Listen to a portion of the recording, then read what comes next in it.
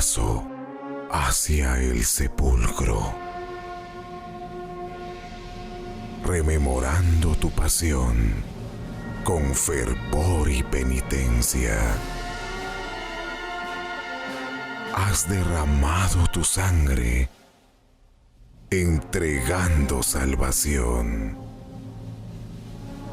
quedándote entre nosotros con tu gloriosa resurrección.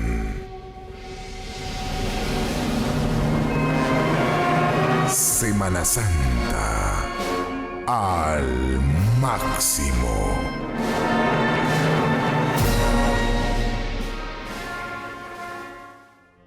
Sean todos bienvenidos a la segunda entrega de Semana Santa al Máximo para esta edición del 2020. Ya hemos iniciado la cuaresma, ya los primeros cortejos procesionales han salido a recorrer las calles de nuestro centro histórico y precisamente en este programa pues damos inicio con las coberturas del famoso cortejo de la semana con Jesús Nazareno de la Justicia del miércoles de ceniza y también con esa procesión otrora llamada del silencio, ahora procesión del primer jueves de cuaresma con la consagrada imagen de Jesús Nazareno de los Milagros, que saldrá ya en este programa número 2, Willy.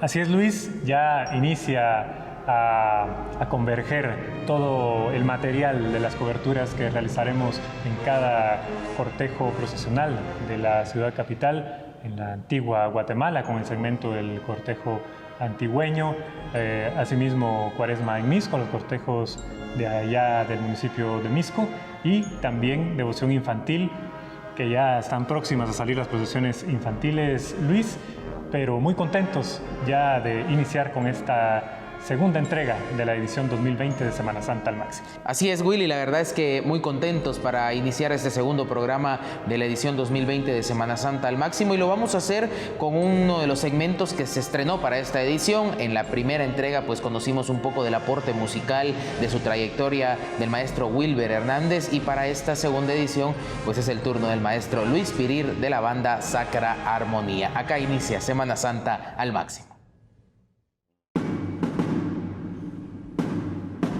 Devoción y armonía.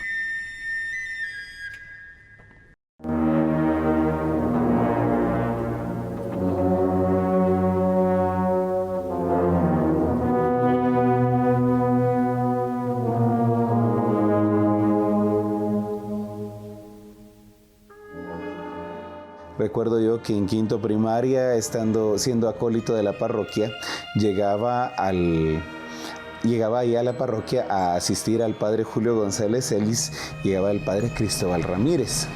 El padre Cristóbal, él era el rector del colegio de San José de los Infantes, y ya pues desde quinto primaria, que yo ya más o menos iba trabajando poco a poco cuestiones de música, él me había dicho de que pues me integrara al colegio, que él me ayudaba económicamente, es decir, me brindaba una especie como de beca, una cuestión así, pero que integrara no solamente al colegio, sino que también me integrara a la banda marcial, que en esos años se empezaba a formar. Recuerdo yo que la banda marcial se inició en 1984, yo estaba en sexto primaria en 1986, o sea, realmente el padre estaba fichando, por decir así, algunas personas que le pudieran asistir y que tuvieran de alguna manera ya medio pasito dado. Cuestiones graciosas, porque cuando llegué, finalmente mis papás, que en medio de la precariedad, pues ellos me accedieron a una cuestión así, pues finalmente me integré yo a la banda marcial. Recuerdo yo que los pícolos no servían, ni uno solo servía, así es de que entonces hicieron las pruebas para los que iban a integrar. Y al final, el último instrumento que quedaba, por el que todos estaban buscando un lugar para poder estar en la banda marcial, era el bombo. Y bueno, yo hice, ya era lo único que quedaba, y no estoy diciendo con esto que sea de mano, sino que realmente todos los demás instrumentos ya habían hecho las pruebas, y era el último, y como era mi compromiso, pues hice la prueba. Afortunadamente fui yo quien se quedó con el instrumento, pero de ahí poco a poco, una de las grandes dichas que tuve, pues es que muchas cosas musicalmente se me fueron facilitando, al punto que al entender el contexto de los instrumentos, un instrumento que me favoreció bastante fue el trombón de vara, que fue en este caso como que cambiar de los instrumentos de percusión al trombón de vara, aprendí a tocar el instrumento. Posteriormente aprendí a tocar el barítono, que es como el que tenemos justamente por acá, que fue y que ha sido siempre prácticamente mi instrumento, o sea, por decir así, como que de donde sale la guía para todos los otros instrumentos que pues en su momento llegué a dominar dentro de la banda. Pues esto sucedió, inclusive tuve la dicha de participar en algunos cortejos procesionales, ya me llevaba contratado, o sea, de alguna manera pues fui evolucionando bastante rápido, fue precoz mi talento musical, porque fui a trabajar con el maestro José Basilio Chapas. Posteriormente yo dejé la música de banda, pero, o sea, eso no significó que no siguiera trabajando en la música, porque continuamente, o sea, paralelamente a lo de la música de banda, yo ya venía trabajando en la música religiosa, entiéndase la música litúrgica, a través del órgano.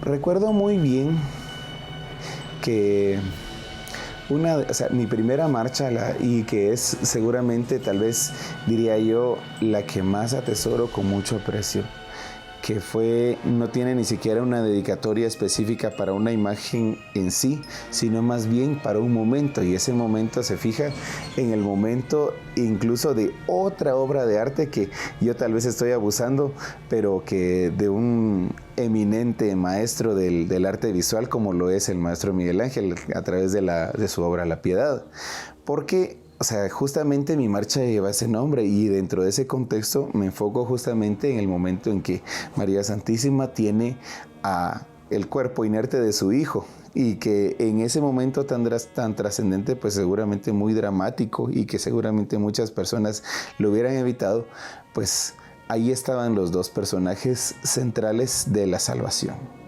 Entonces, esa marcha, pues obviamente para mí es un tesoro muchísimo más grande. Algunas otras, pues las he ido tratando de crear de acuerdo al contexto, digámoslo así, espiritual que evoca la procesión en la cual pues se va a interpretar.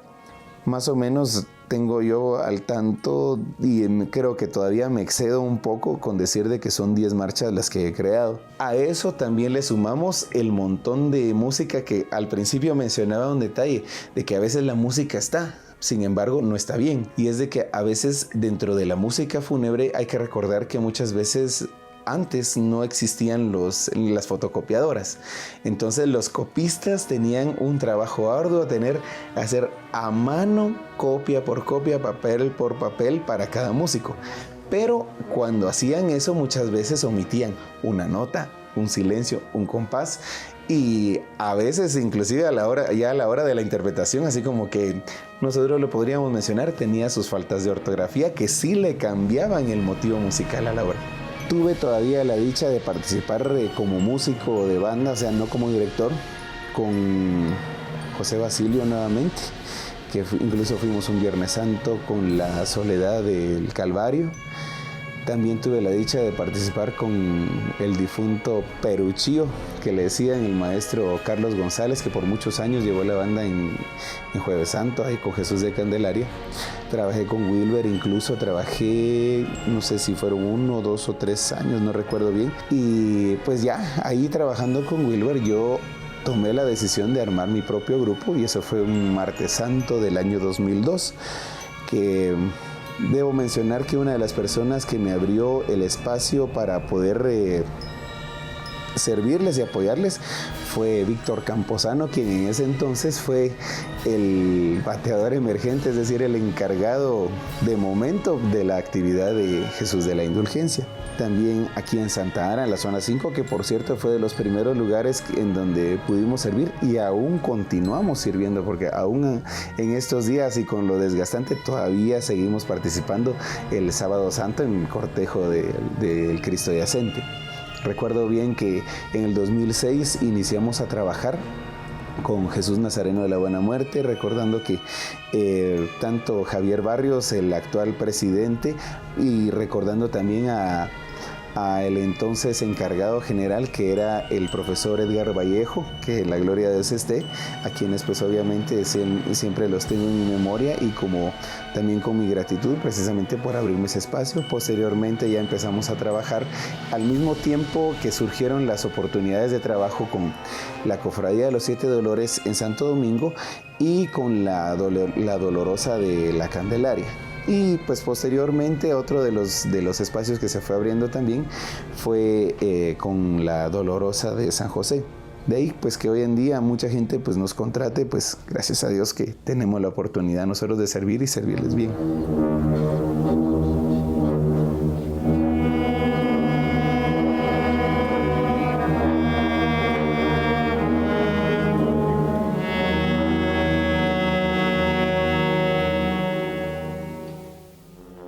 Importante conocer semana a semana la trayectoria musical de los grandes maestros de las reconocidas bandas procesionales. Ahora es momento de reflexionar la palabra de Dios.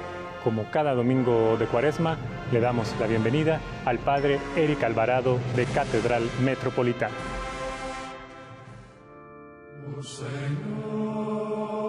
Palabra de Dios.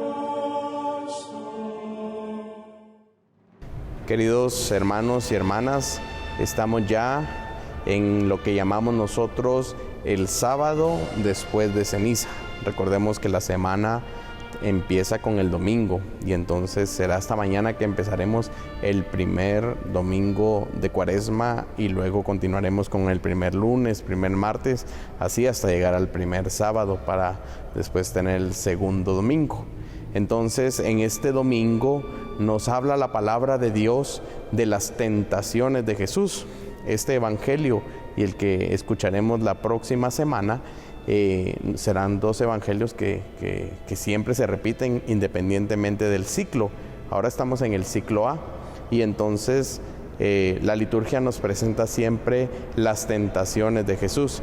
¿Y por qué nos presenta las tentaciones de Jesús? Porque quiere presentarnos en este primer domingo de Cuaresma el paradigma de la vida cristiana, que es que siempre nosotros los hombres nos vemos tentados por el enemigo, nos vemos invitados por él a la vida del pecado. Y entonces Jesús, después de haber hecho este gran retiro de 40 días como preparación para su vida pública y que nos enseña que también nosotros estos 40 días lo utilizamos como preparación para la vivencia de la Pascua, siente hambre y es tentado por Satanás. Jesús se hace uno con nosotros y nos manifiesta que Él, el gran Dios que se ha encarnado en el seno de la Virgen María, quiere descubrir como nosotros qué se siente ser tentado, qué se siente ser inducido por el enemigo al pecado. Pero también Él hoy nos da la gran demostración de que nosotros los seres humanos, nosotros los hombres, aunque somos débiles, tenemos la fuerza para poder decir no al pecado. Tenemos la fuerza para poder rechazar cualquier tentación del enemigo. El enemigo nos tienta en el poder, en el placer y en el tener. Y en eso mismo tienta a Jesús. Nos invita siempre a llenarnos de riqueza. Nos invita siempre a llenarnos de poder. Nos invita siempre a llenarnos de fama, de prestigio y de placer. Y entonces es una invitación atrayente, pero el Señor nos dice, hay que tener cuidado, porque esto nos aleja de Dios, porque esto nos aparta de Dios y nos demuestra que con la misma palabra de Dios se es capaz de vencer al enemigo. Se hace uno con nosotros para entender nuestra debilidad y nuestra fragilidad, pero también nos invita a hacernos uno con Él para poder luchar siempre contra el pecado. Este tiempo de Cuaresma, que es un tiempo de preparación, es un tiempo que nos invita a irnos despojando de todo aquello que contamina nuestra alma para poder encontrar el camino hacia la Pascua, hacia el encuentro con el Señor. Y entonces el Señor nos invita a ir quitando todas estas cosas que nos impiden tener un corazón puro, un corazón limpio, para poder acercarnos a Jesús, para poder vivir eternamente con Él. La tentación es dura, pero nosotros, unidos a Cristo, podemos vencerla. El enemigo es perspicaz y sabe en dónde tocarnos, porque sabe cuál es el medio que nosotros necesitamos para tener reconocimiento, fama y esas cosas que nos gustan tanto. Pero el Señor nos dice hoy, no pongas tu mirada en eso, sino pon tu mirada en servir a Dios y en hacer la voluntad de Dios. No te postrarás ante nadie, le dice el Señor. Amarás al Señor tu Dios con toda tu mente, con todas tus fuerzas, con todo tu ser, y al prójimo como a ti mismo. Entonces, aunque el pecado es difícil, este tiempo de Cuaresma nos está invitando a superarlo, a transformar nuestra vida, a hacer un camino con Jesús hacia la Pascua, hacia la resurrección verdadera. Aprovechemos este tiempo de Cuaresma. Estamos iniciando apenas, hermanos. Aprovechémoslo y ofrezcámosle al Señor una auténtica conversión de corazón. Síguenos en nuestras redes sociales. Semana Santa al máximo.